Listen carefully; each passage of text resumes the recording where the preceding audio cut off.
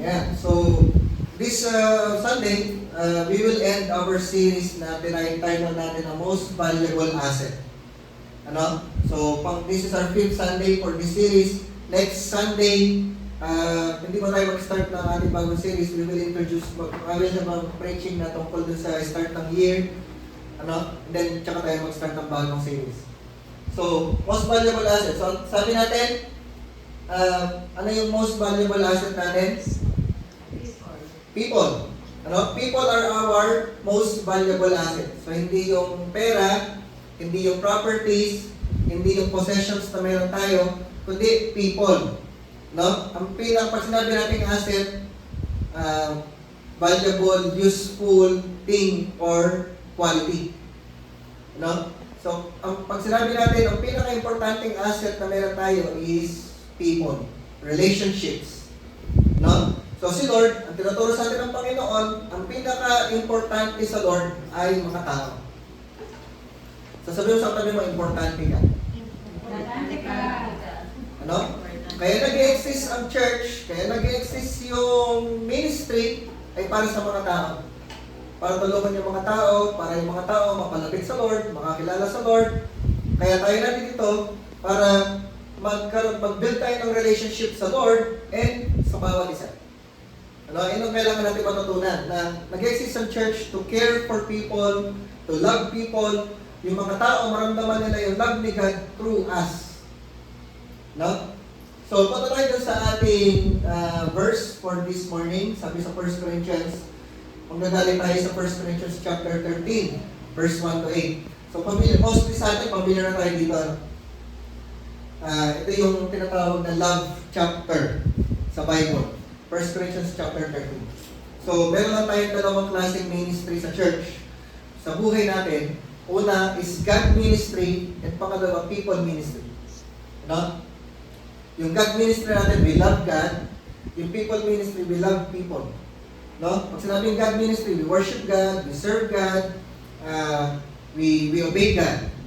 Ginagawa natin yung purpose ng God sa buhay natin. Sinusunod natin yung kalooban ni God. That is our God ministry. Yung people ministry, we love people. We care for people, and we serve people, and we win people back to God. We win people back to Christ. We help people na maging ma-disciple, maturuan, makasunod sa will ng Panginoon, malakarin, ma-discover nila yung purpose ng Lord, and matrain natin sila to become leaders. No? So, loving God and loving people. Sabihin natin na malakas, loving God, loving people. So, ito yung ginagawa natin. Lahat ng gagawin natin sa earth, ano? Yung buhay natin sa earth, doon lang umiikot. Loving God and loving people. Wala nang iba. Lahat ng mga iba, puro mga lang yun, secondary expressions lang yun ng loving God and loving people. Yan. So, sabi sa 1 Corinthians chapter 13, verse 1, if I speak in the tongues of men or of angels, but do not have love. Ano? Sabi mo nga sa tabi mo, I love you. I love you. No? So, importante yung love. No? If I do not have love, sabi dyan, I am only a sounding gong or a clanging cymbal. Next verse, if I have the gift of prophecy and can fathom all mysteries and all knowledge, and if I have faith that can move mountains, but do not have love, I am nothing. No? If I give all I possess to the poor, and give over my body to hardship, that I may boast, but do not have love, I gain nothing. Love is patient, love is kind, it does not envy, it does not boast, it is not proud, it does not dishonor others, it is not self-seeking, it is not easily angered, it keeps no record of wrongs. Love does not delight in evil, but rejoices with the truth. It always protects, always trusts, always hopes, always perseveres. Love never fails. But where there are prophecies, they will cease. Where there are tongues, they will be stilled. Where there is knowledge, it will pass away. Yan. So, yun yung sinasabi sa 1 Corinthians 13. Yan, tinawag siyang love chapter. Kasi describe ng chapter 13, ano yung love? Love is patient, love is kind. No? So, describe niya kung ano yung love. Bago yung 13, ano yung nauna? 12 muna. Sa 1 Corinthians 12. Sa 1 Corinthians 12, kung nabasa niyo na siya, pinag-uusapan ng spiritual gifts. Yung meron tayong mga gifts na binigay ng Lord na spiritual gifts na magagamit natin sa ministry. Yung mga example yun, yung mga healing, gift of faith, gift of speaking in tongues, gift of prophecy. Mga spiritual gifts yun. So, tapos pag sumunod sa chapter 12, yung chapter 13, pinag-usapan yung love. Kaya title natin this morning ay Greatest Gift. Sabi sa kanong greatest gift. Greatest gift. So, Christmas season, pinag-uusapan natin, nagbibigay tayo ng regalo, nagbibigay tayo ng aguinaldo. So, this morning, we will be talking about the greatest gift. Ano ba yung greatest gift? So, alam na natin sa binasa natin, ang greatest gift is love. Yung gift of healing, gift of prophecy, gift of speaking in tongues, lahat ng gifts na yon, mayroon pang greater gift doon. At ang greatest gift is love. Kasi, baliwala daw yung lahat ng mga yon, yung mga gifts natin, baliwala lahat yun pag wala tayong love. Ang pinakamagandang gift na ibibigay natin sa ibang tao, hindi pera, hindi yung possessions natin, hindi cellphone. Kung gusto natin makareceive ng cellphone, tama? Diba? Hindi tablet. Sino gusto makareceive ng tablet na gift? Gusto natin yun, laptop. Yan, di ba? Gusto natin makareceive ng gift na gano'n. Masaya yun, okay yun. Pero, ang pinakamagandang gift pa rin natin na maibibigay sa ibang tao ay love. Can you say amen? Love pa rin. Kasi yung cellphone, pag may bago akong cellphone, may bago akong gadget, masaya sa umpisa. Pero eventually, maluluma yun, masasawa ka din, maghahanap ka na naman ng bagong gadget. Di ba? Mag-iisip ka na naman ng bagong gadget. Pero yung love, hindi nakakasawa. No? Sino sa inyo, naaalala niyo pa yung Christmas party na ginawa 2 years ago? Meron pa na-attenda ng Christmas party 2 years ago. Naaalala mo pa ba yun? Ano yung program? Sino yung nagsalita? Ano yung gigs na ginawa? Ano yung nakuha mong regalo? Naalala niyo pa ba? Hindi na. Hindi na, di ba? Kasi we don't remember events. Ano kanya? We do not remember events. We remember moments. Ang naalala natin, moments. Ano yung mga moments? Yun yung mga times na minsan may problema ka, may kumausap sa'yo. Naalala mo yun?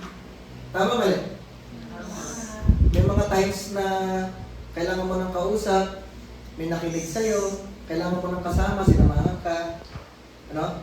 Yung out of nowhere, biglang may dumating, yung pala yung tao na yun, na-encourage ka.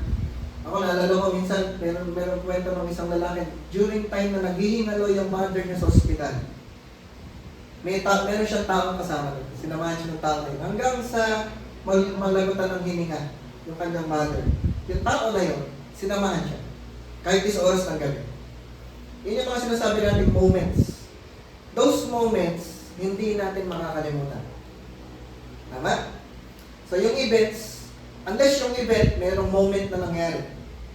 Pero pag walang special na moment na nangyari dun sa event, makakalimutan yung event. Pero the moments, yung mga moments, special moments, naaalala natin. Especially yung moments na yun, kasi those are the moments with people. Ano? Kaya, ang sinasabi natin, our greatest gift is love. Yung love, hindi nakakasawa. And yung love, yun yung nagkikreate ng moments sa life natin na hindi natin nakakalimutan. Tama natin? So, importante, we are creating moments with other people. Intentionally, we be there for other people. Para yung mga tao, when we are there for them, nagkakaroon tayo ng moments with them na hindi nila nakakalimutan. So, ganun ka-importante yung caring for other people, ganun ka-importante yung ministry to other people, ganun ka-importante yung we're spending time with other people. No? So, greatest gift is love. So, explain natin yun. So, first point natin, sabi dyan, ang first point natin, above spirituality. Greatest gift, love is above spirituality. Sabi sa 1 Corinthians chapter 13 verse 1, if I speak in the tongues of men or of angels, but do not have love, I am only a resounding gong or a clanging cymbal. No? Yung pag marunong ka mag-speak ng in tongues, ano, sa mga familiar, nag-speak ka ng language, ng ibang language, na hindi yung normal na language natin. Ano? Bali sa inyo, nakarinig na kayo, siya nakalila ko siya nakalala, gano'n. Ano? Yun is speaking in tongues. Yung speaking in the language of angels, heavenly language. Ano? Pwede daw makapag-speak ka in tongues, pero kung wala kang love, you are just like a resounding gong or a clanging cymbal. Ganun ka lang. Sabi mo sa tabi mo, ingay ka lang. Ano? Ito ibig sabihin yun. Pag wala kang love, yung ginagawa mo, ingay lang. Noise lang. Ano ka lang? Papansin ka lang, patunog ka lang, patinig ka lang. Pampaingay ka lang. Ibig sabihin, pag wala tayong pag-ibig, ano? Yung we can be spiritual, we can look spiritual, pero yung pagiging spiritual natin, walang effect, ingay lang. Sabi mo sa tabi mo, ingay lang. Ingay lang. Ano? Pwede tayo maging spiritual. Yun yung tinuturo sa atin ng Word of God. Pwede ka maging spiritual, pero yung spirituality natin, yung love, mas mataas pa sa spirituality. Kasi nga, pwede kang magmukhang spiritual, pero pwedeng wala kang love. Ano ibig sabihin natin? Pag pinag-usapan natin yun sa reality, sa pangkaraniwan ngayon, sa panahon natin ngayon. Pwede ka nagpe-pray. No? Hello? Pwede ka nagpe-pray. Active ka sa prayer meeting. Lagi kang uma-attend sa prayer meeting. Pray ka ng pray. Pero pag uwi mo sa bahay, lagi kang masungit. Naintindihan niya? Prayer ka ng prayer, lagi kang present sa prayer meeting, tapos lagi ka namang masungit, lagi ka namang madamot, ayaw mong mamansin ng mga tao. Ibig sabihin nun, ingay ka lang. Yung ginagawa mo, ingay lang. Ano? We can be religious, we can look spiritual, nagtataas tayo ng kamay, kumakanta tayo sa Lord, lagi ka nandun pag Sunday, lagi ka nasa church pag Sunday, pag prayer meeting, lagi ka nasa church, ano? Bible study, present ka, pero wala ka namang love. Pag walang love, ingay lang. So minsan, pwede tayo kagaya ng pinag-aralan natin nung nakaraan, nung hindi Sunday, kasi last Sunday, Christmas party tayo. Yung before that, pinag-usapan natin yung Good Samaritan. Kasi may dumaang priest, may dumaang Levite, yung taong naghihingalo, nilampasan na. Yun yung spiritual na ingay lang. Nagsaserve sila sa templo, nagmi-ministry sila sa templo, pero pagdating na sa point na kailangan ng tao ng tulong, kailangan ng tulungan, kailangan ng magparamdam ng pag-ibig, wala. Walang love. No? So, pwede kang nasa church, nagpe-pray ka, nagtataas ka ng kamay, kumakanta ka, may ministry kang ginagawa, umattend ka palagi, ano? Pwedeng maraming program sa church, ano? Maraming mga ginagawa, may Christmas party, may sampang gabi, lalo ngayon, Christmas season, ano? Maraming nagsasampang gabi. Pero, pag wala ka namang ginagawang pag-build ng relationship, pag-care sa mga tao, pag-disciple sa mga tao, bali wala yan. Di natin sinasabing huwag tayo mag-pray. Di natin sinasabing huwag na tayong kumanta, huwag na tayong magtaas ng kamay, huwag na tayong sumamba sa Lord. Di natin sinasabi na huwag na tayong umattend ng Sunday service. Di natin sinasabi huwag na tayong magsimpang gabi. Di natin sinasabi yun. Pero, pagka hanggang doon ka lang mag-stop, bali wala yun, ingay lang yung ginagawa natin. Ang gusto ng Lord, dagdagan natin yun, taasan natin yun, na dapat yung ginagawa natin sa loob ng church, yung prayer natin, yung pag-worship natin, yung pagkanta natin, yung mga programs na ginagawa natin sa church, ang resulta dapat nun, nagpapakita dapat nun na yung tayo, mayroon tayong ginagawa na naglalove tayo sa mga tao, nag-care tayo sa mga tao. Nag-build tayo ng relationship sa mga tao, yung mga tao, tinutulungan natin na makakilala sa Lord, ilalapit natin sa Panginoon, ginaguide natin, tinutulungan natin na ma-discover nila yung kanilang purpose, sinasamahan natin sila sa kanilang mga journey, yung mga moments nila in life, sinasamahan natin sila. We are there for them. Nag-care tayo sa mga tao. Nakuha natin? Ano? So, pag religious lang tayo, pag spiritual lang tayo, we are like empty noises. Ingay lang tayo. Pwede tayong gong o simple lang na maingay. Ano? Pwede tayo nagpe-pray palagi, nag-worship palagi, nagpo-program palagi, pero kung walang love, ingay lang tayo. Parang mga katabi mo, ingay ka lang ba? No? I have seen people na nagbabasa ng Bible, kaya sila nagbabasa ng Bible para may mahanap na ipang-correct sa ibang tao. Ano? Ay, ito yun, nabasa ko yung ganitong verse. Si ano to eh? Si sister to eh. Si brother to. Ito yung kapitbahay ko to eh. Ano? Kaya ka na nagbabasa ng Bible para makita mo yung, mas point mo yung mga mali ng ibang tao. Ano? Mali yun. Sabi sa naman mali yun. Ano? Ang gusto ng Lord, kaya ka nagbabasa ng Bible para tayo ang itama. Yung sarili natin, hindi ibang tao. Yung sasabi natin, spiritual ka, nagbabasa ka nga ng Bible. Yes. Nagbabasa ka nga ng Bible, mukha kami spiritual, pero kaya ka pala nagbabasa ng Bible para lang sabihin yung mga mali ng ibang tao. Ang gusto ng Lord, kaya ka nagbabasa ng Bible para ikaw yung mabago. At gagamitin ka ng Lord para tulungan yung ibang tao na magbago, hindi para sabihin lang yung mga mali nila. No? So sabi diyan, true spirituality, sabi naman true spirituality. True spirituality Is measured by patience, forgiveness, and acceptance. Ano? Ang tunay na sukatan, ang tunay na measure ng isang taong spiritual, ano? Hindi lang yung nagpe-pray ka, hindi lang yung nagbabasa ka ng Bible, hindi lang yung nag-church ka every Sunday. Hindi na totoong sukatan ng spirituality. Ang totoong sukatan ng spirituality, yung kaya mong magpatawad, kaya mong maging mahinahon sa mga tao, kaya mong tumanggap ng mga tao, kahit sino pa yung ano pa yung ugali niya, kaya mong tanggapin. Yun ang totoong spirituality, kasi pwede kang nagpe-pray, pwede kang nag-church, ano? Pwede kang maraming ginagawa magaganda, pero hindi mo naman kaya magpatawad. Pag nasaktan ka, tapos ang dali mo ma-offend. Mga maliit na mga bagay lang, ma-offend ka. Ano? Mukha ka lang spiritual, ingay lang yung ginagawa mo. Pero totoong sukatan ng spirituality, yung kaya mo magpatawad. Nakuha natin? Kaya love is higher than spirituality. Ano? Hindi lang tayo nagmumukhang spiritual, pero pakikita talaga doon sa paano tayo umiibig sa mga tao. Forgiveness. Ano sa tabi mong forgiveness? Forgiveness. Ano sa tabi mong magpatawad na tayo? Patawad na tayo. Kada? Sabi sa tabi mong pinapatawad na kita. Ano? Ang ministry sa church, ang leadership, hindi yan tungkol sa position. No, ang totoong leadership, ang totoong ministry is about people. Sabi sa tabi mong people. People. Ano? Yung madali kasing mag-lead ng ministry, madaling mag-lead ng programs, pero ang totoong leader, yung nag-lead ka ng mga tao. Kasi ang totoong leadership ng mga tao, kailangan mo talaga ng patience. Kailangan mo talaga ng acceptance. Kailangan mo talaga ng forgiveness. Kahit anong ugali ng tao na nililid mo, ililid mo pa rin siya. Ano? Yung totoong ministry is people.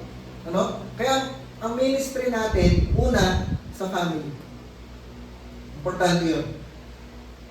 Ako, talagang ang ginogol ko, hindi lang ako nag-ministry sa church. Ang unang ministry ko sa asawa ko, sa mga anak ko. Ano? Bago ko i-lead yung ibang tao na mag-serve sa Lord, bago ko i-lead yung ibang tao na mag-pray, magbasa ng Bible, sila muna. I-lead ko sila. Nalilid ko naman siguro sila. No? Yung ministry natin, hindi lang sa loob ng church. Ministry natin is our family, our children. Ano pa? Yung mga kaibigan natin, sila yung ministry natin. Yung mga kasama natin sa work, yung mga kasama natin sa school, sila yung ministry natin. Kasi pwede kang nagsaserve sa loob ng church, pero yung mga taong mga nasa paligid mo, nakakasalunguha mo, hindi mo kinakausap. No? Hindi mo sinashare ng Word of God. Hindi pa nag-spend ang time to be with them, to build relationship with them. No? At tinuturo natin, ang pinag-aaral natin sa Word of God, bukod sa ministry natin sa loob ng church, we minister doon sa mga taong nakakasalunguha natin. We minister to our friends, to our schoolmates, to our workmates, we share the Word of God to them, no? We build relationship with them, we spend time with them, we be with them doon sa mga moments na kailangan nila ng kasama, sinasamahan natin sila, kailangan nila ng tulong, tutulungan natin sila, ano, kailangan nila ng comfort, ng encouragement, ibibigay natin sa kanila yon. No? And we invite them to church. No? Ito ang ministry. Tanungin po ninyo kung meron kayong kakilalang old age. Ayan. Yung kasama natin dito si mama. Kaya pagbalik nyo sa bahay, kung buhay pa yung inyong magulang, tanongin niyo yung magulang ninyo. Ask them, what are the best years of their life? Alam mo kung ano sasagot nila? Yung time with their children. Hindi yung panahon na na-promote sila, hindi yung panahon na nabigyan sila ng increase, hindi yung panahon na nagbukas sila ng business, no? Hindi yung panahon na nagkaroon sila ng sasakyan, nagkaroon sila ng bahay at lupa. Hindi yun yung maaalala nila. Ang maalala nila, the best years of their life is their time with their children. Tama ba? Ano? Kasi nga, very important sa atin, tayo, care to realize na importante talaga moments ng life natin is time with people. Time with our loved ones. Time with our family, with our friends. Masaya yung nagkaroon ka ng bahay kasi may kasama kang titira doon. Ano? Masaya yung nagkaroon ka ng sasakyan kasi may kang isasakay doon sa sasakyan. The best years of our life is with people, with our family, with our friends. No?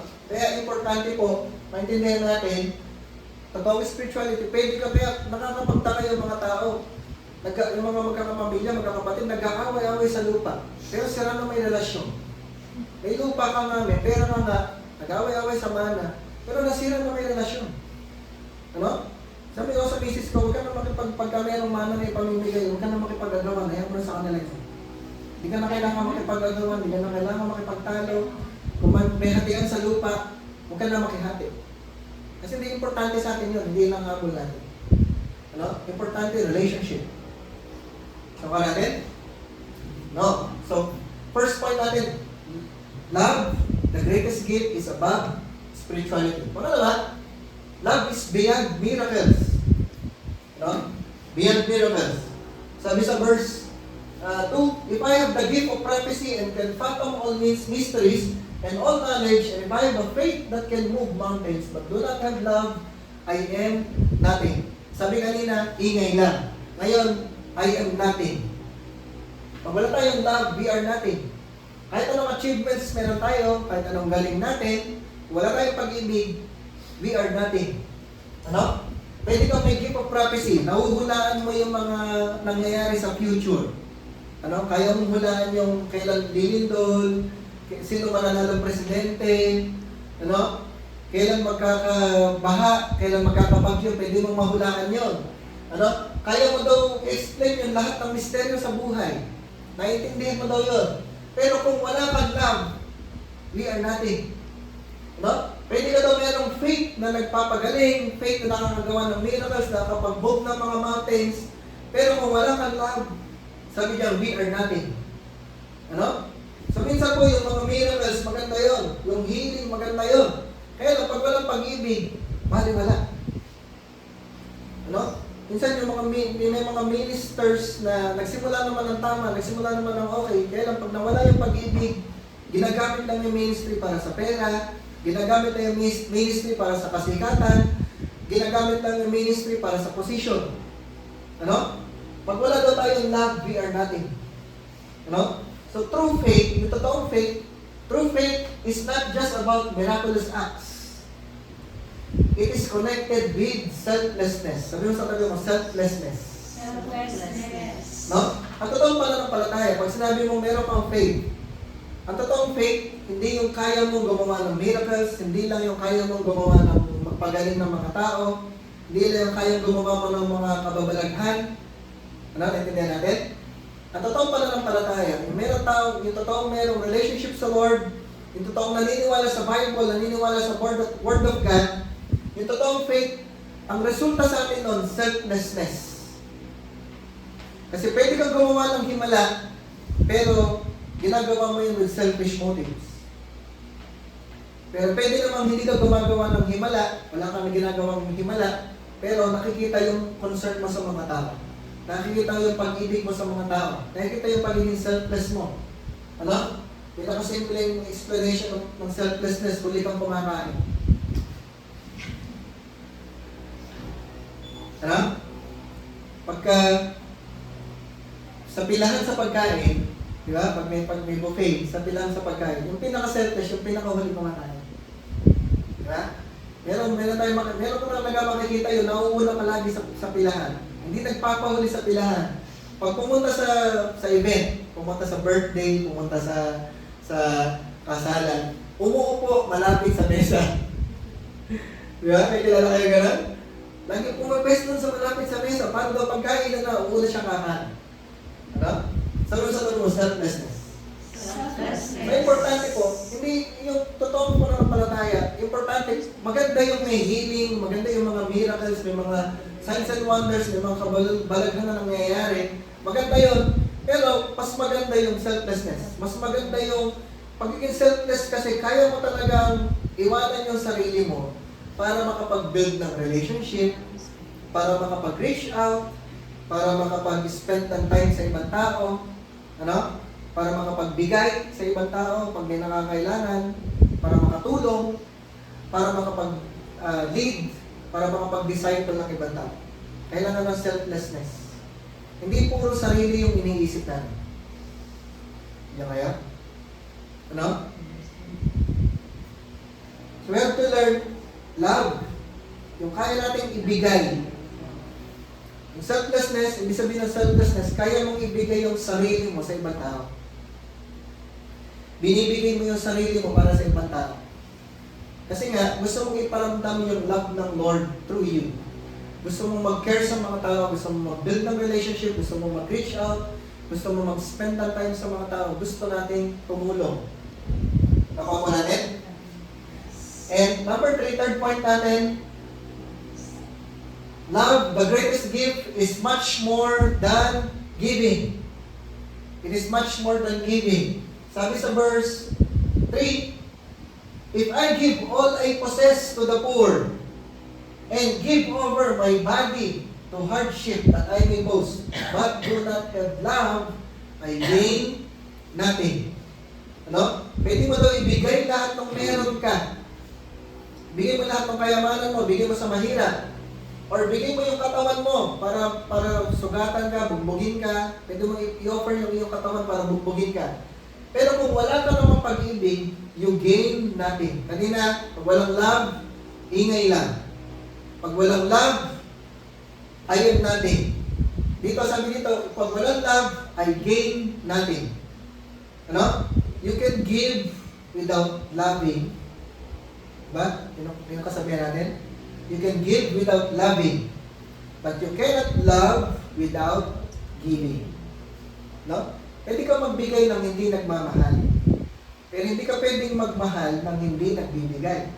So yung pagbibigay, kasama talaga sa paglalove yun. Pag mahal mo yung isang tao, magbibigay ka talaga. Pero it doesn't mean na nagbibigay ka, nagmamahal ka. Pwede ka nagbibigay ng walang pagmamahal. No? So ibig sabihin, ang point natin, yung ginagawa natin, ang motivation ba natin sa ginagawa natin is love. Kaya ka ba nagbibigay, kaya ka ba gumagawa ng mabuti, kaya ka ba nagsasacrifice, kasi mahal mo yung tao. Kasi pwede nagbibigay ka, meron ka ibang motive. No? Dami ganyan. Bibigay, papapicture pa yan, popost pa yan. Diba? Naku, bakit pinicture yun, bakit pinost? Baka may ibang motive. Kasi pag may totoo nagbibigay, kahit walang picture, kahit walang nakakakita, kahit hindi i-post, pagbibigay. Ano? Diba? Kung baka nakikita ko pagbaha, kasi election, papakita yun. Ano? Pag may bagyo, pag may baha, nagpapakita kasi mag-eleksyon. Pero pag tapos na election, pag nanalo na, hindi mo na makita sa baha. Hindi mo na makita sa bagyo. Ano ba niya? Ano? So kaya pala siya nagpapakita kasi nga may motibo para manalo sa eleksyon. No? So, sabi niyan, sacrifice and good deeds must be motivated by genuine concern. No? Yung ginagawa natin, yung sakripisyo natin, yung ginagawa natin mga mabubuting bagay na ginagawa natin sa ibang tao, kailangan ng motivation nun.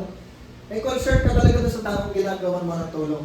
May concern ka talaga doon sa tinutulungan mo, may concern ka talaga doon sa binibigyan mo. Kasi maraming gumagawa din sa labas na nagbibigay, nagsasakripisyo, iba motive. Pag daw hindi love yung motive natin, pag wala tayong concern dun sa tinutulungan natin, We are nothing. We gain nothing. So, madaming gumagawa niya, madaming nagpapakain, madaming nagbibigay ng ayuda, madaming nagbibigay sa charity, tumutulong sa mga mahihirap. Kaya lang, ano ba yung motivation? Ang tinuturo sa atin ng Word of God, pag tumulong ka, pag nagbigay ka, wala kang ibang motibo, wala kang hidden motives. Kasi mahal ka lang, pinaparamdam mo lang yung love sa mga tao.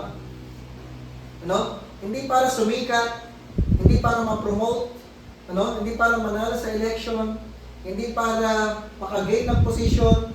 Kaya ka tumutulong kasi gusto mo lang tumulong. Kaya ka tumutulong kasi nagmamahal ka. Kaya ka tumutulong kasi gusto mo i-express yung love ng Panginoon. Meron pang ibang tumutulong, kaya tumutulong pang blackmail. Meron bang tumutulong para pang manipulate sa mga tao? Pag tinulungan kita, dapat ako iboto mo. Pag tinulungan kita, dapat dito ka sa amin, dito ka mag-church sa amin kasi tinulungan kita.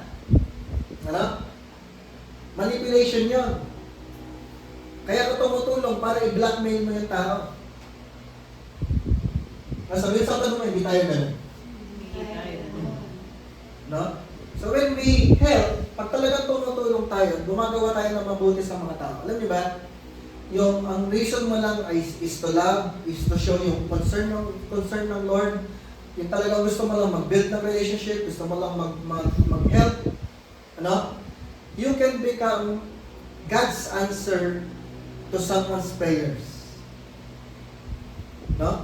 Tinatin lang, yung ginagawa natin, yung pagtulong natin, yung paggawa natin ng mabuti sa ibang tao na mayroong lang, tayo yung ginagamit ng Lord para maging answer sa mga prayers nila. Minsan ka talaga yung mga tao, nagpe-pray sila, sinasabi nila sa Lord, gusto ko lang maramdaman yung love mo, gusto ko maramdaman na totoo ka. Lord, tulungan mo ako sa problema ko, Lord, tulungan mo ako sa situation ko, tapos dumating ka. Parang hindi nila sabihin, parang hindi nila aminin, parang hindi nila i-recognize. Pero si Lord, alam ng Lord na ikaw yung sagot, ikaw yung pinadala ng Lord bilang answer dun sa kanilang prayers. And pag tumutulong tayo, hindi mo kailangan sabihin na hindi ka naghahanap ng thank you, hindi ka naghahanap ng appreciation, hindi ka naghahanap ng may magagawa yung taong tinulungan mo. Kahit hindi siya mag-thank you, kahit hindi ka niya i-appreciate, basta tumulong ka lang. Kasi tumutulong tayo, hindi for recognition. Kasi nga, wala tayong hidden motives. Can you say amen? Amen. And our last point, love is a person. Love is a person. Sabi sa verse 4, basahin mo na natin. Love is patient, love is kind, it does not envy, not boast, not proud, it does not dishonor others, it is not self-seeking, it's not easily angered, it keeps no record of wrongs. Tuloy natin, love does not delight in evil, but rejoices with the truth. It always protects, always trusts, always hopes, always perseveres. Love never fails. So, describe yung love. So, makita nyo dyan, may mga positive, negative. Yung mga positive, yung mga kinalayan ko ng green. Positive yung protects, trusts, hopes, perseveres, patient kind. Yung negative, not. Yung mga not envy, not boast, not proud, not dishonor. So, binigyan ng description ng characteristics yung love. Pero, alam nyo ba na yung love na sinasabi dyan is a person. Tinutukoy dyan is a person. And that person is Jesus Christ. Sabi mo sa tayo mo, Jesus Christ. Kasi sabi ng Bible, God is love. So yung love na sinasabi dito, hindi yung love na object, hindi yung love na word, kundi yung love na person.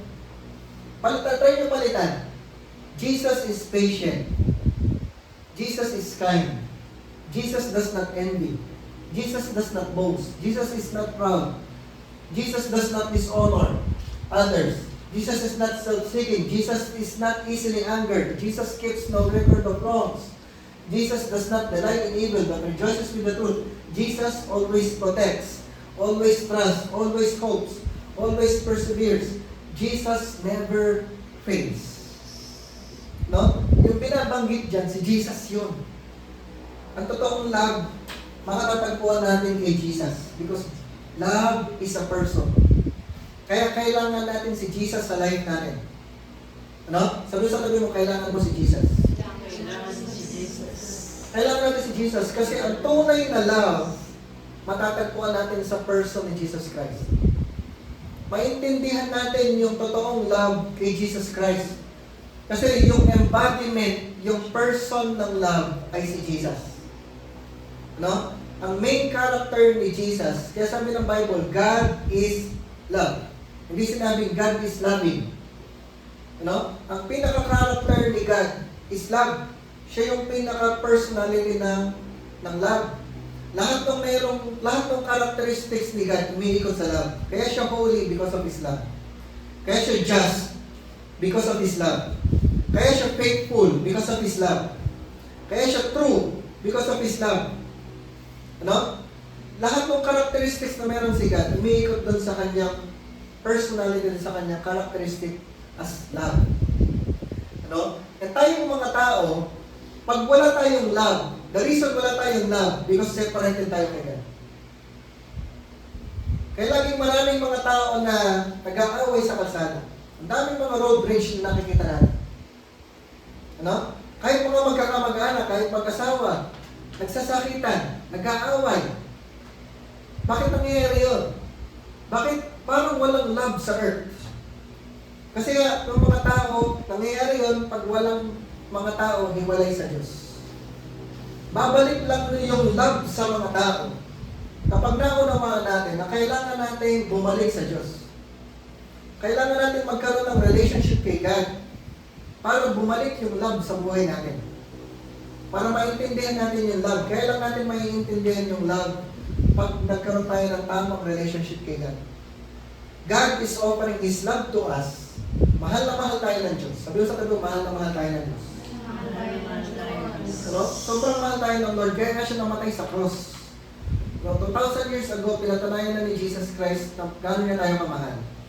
Kinuha niya lahat ng sakit, lahat ng latay, lahat ng bugbog, lahat ng mura. Kinuha niya lahat yun. Lahat ng pagod, lahat ng hirap, para lang ipadama sa atin kung gano'n na tayo kamahal. Hindi na niya kailangan patunayan sa atin today na mahal niya tayo. Kasi pinatunayan na ngayon 2,000 years ago. Ano? Yung ganong klaseng love, talagang kaya, ang pwede lang magpakita nun, si God lang. And magagawa lang natin na ipakita yun pag meron tayong relationship kay God. If we allow Jesus Christ to live in our hearts, if we surrender our lives to Jesus Christ, doon na natin maipapadama yung ganong klaseng love. Magagawa lang natin magpatawad pag naranasan mo yung forgiveness ni God. Magagawa mo lang mag-accept pag naranasan mo yung acceptance ni God. Magagawa mo lang maging patient sa ibang tao pag naranasan mo yung gano'ng ka-patient sa iyo si God. Kahit gano'ng karami yung kamalian mo, yung weaknesses mo, yung failures mo. In-accept ka pa rin ni God. Kaya magagawa mo mag-accept ng ibang tao. Ano? Magagawa mo magpasensya kahit kinat ka, kahit nasagi ka. Hindi mo kailangan makipag-away. Ano? Magagawa mo yun kasi nga, kung dumadaloy sa iyo yung love ng Panginoon, nasa iyo si Jesus Christ. Kaya importante, meron tayong relationship sa Lord. Ano? Magsisimula yung relationship natin sa Lord if we surrender our lives to Jesus Christ, if we accept yung salvation na ino-offer sa atin ni Jesus. Sabi niya, the greatest demonstration of God's love is in the cross. No? Yung pinakamagandang demonstration ng pag-ibig ng Diyos, pinakita niya sa cross. Hindi nung creation, hindi nung hinati ng Lord yung dagat, hindi nung panahon na nagbigay siya ng 10 plagues sa Egypt, hindi nung nagpakain siya ng mana sa mga tao. Hindi yun. Hindi nung bumuhay siya ng patay. Hindi yun. Expression yun ng love ng Panginoon, pero hindi nung pinakamatindi. Ang pinakamatinding expression ng love ng Panginoon, yung ginawa niya sa cross. Ano? Sabi nga, the shape of true love isn't a diamond. Yung shape daw ng true love, hindi diamond. The shape of true love is a cross. No? So, ulitin ko, the shape of true love isn't a diamond, it's a cross. Pinakita sa atin ng Panginoon, yung pinaka-totoong pag-ibig when He died on the cross for us. Tayo, paintindihan lang natin yung Magagawa lang natin umibig, magagawa natin magpatawad, magagawa natin maging patient, magagawa natin tumulong sa ibang tao, magagawa natin magpakita ng genuine concern, walang hidden motives, magagawa natin yung maging selfless pagka naintindihan natin yung ginawa ni Jesus Christ sa cross. Pag napagkaroon tayo ng totoong relationship kay Jesus, ng seryosong relationship kay Jesus Christ, pag sinurrender natin yung buhay natin kay Jesus, pagka nananahan si Jesus Christ sa puso natin, at nagkipag-isa tayo kay Kristo, doon na natin may papadama yung totoong pag-ibig sa mga tao. Magagawa natin yung hindi lang tayo religious, hindi lang tayo pray ng pray, hindi lang tayo nagpipiling program, hindi lang tayo nag-worship, nagsisimbang gabi, hindi lang ganun. More than that. We build relationship, we take care of people, we help people, we disciple people, we help them na magkaroon ng tamang relationship sa Lord, we help them na ma-discover yung purpose nila, nagawin din nila yung purpose ng Lord sa kanilang buhay. Magagawa lang natin yun if we have the right relationship with God. So panguli, sabi sa John chapter 13 verse, so summarize natin, greatest gift, yung love is about spirituality, it is beyond miracles, it's much more than giving, and love is a person. John chapter 13 verse 34, sabi ni Jesus, a new command I give you. Sabi sa kanila, new command. New command. Binibigyan tayo ng bagong command. New command I give you, love one another. As I have loved you, so you must love one another. Paano daw natin mamahalin yung ibang tao? Kung paano tayo minahal ni God. Kung paano tayo minahal ni Jesus. Paano siya nagpakita ng love? Sabi doon, love is patient, love is kind, does not envy, does not boast, it is not proud, it is not self-seeking. So tayo, ganun din tayo sa ibang tao. Kung paano tayo minahal ng Lord, pinatawad tayo ng Lord, patience sa atin sa Lord, tinanggap tayo ng Lord, selfless Lord sa Lord sa atin. Tayo, kung paano tayo minahal ng Lord, ganun din natin mahalin yung ibang tao. Sa panghuling gusto ko i-share sa inyo, sabi niyan, we don't need more instructions to love one another. We need more examples. Dati kailangan yung lagi tayo tinuturuan, love, love, love, love, love. Kailangan natin, ang hinahanap ng mga tao ay example. Demonstration. Dati kailangan na tinuturuan tayo sa love. Ito kailangan natin pag-aralan. Pero, bisa bilang point lang, kailangan natin talaga, ang mas kailangan natin, example. Diba sabi mo nga nung mga nakaraang Sundays, kaya tayo tumutulong kasi may tumulong sa atin. Kaya tayo nagmamahal kasi may nagmahal sa atin. Kaya tayo nagpapatawad kasi may nagpatawad sa atin. Kaya tayo tumatanggap kasi may tumanggap sa atin. Gawin natin ripple effect. Pag may nagbigay sa iyo, bigay mo sa iba. Sabi sa atin, pay it forward. Pay it forward. Pag tinulungan tayo, eventually tumulong din tayo sa iba. Pag may nagbigay sa atin, eventually magbigay din tayo sa iba. Kami, nabanggit ko na, babanggitin ko ulit. Kami, malapit namin maghiwalay, hindi nila sinusot yung wedding ring niya. Tapos pag nag-usap kami, sigawan lang palagi. Pag hindi kami nagsigawan, hindi kami mag-usap. Pag nag-usap kami, sigawan yun. Naging gano'n na yung relationship namin. Pero may tumulong sa amin. Mga pastor din, magkasawang pastor, minit kami one day, nag-usap kami, tapos yun na, magtuloy-tuloy na yun hanggang naayos na yung relationship namin. Mahal na niya ako. tanggap na niya ako. Pinatawad na niya ako. Kasi may tumulong sa amin. Yung tumulong sa amin, kaya gusto namin tumulong din sa iba. Kasi may tumulong sa amin. So, hindi kami makakarating sa kung meron kami ngayon, kung hindi kami natulungan.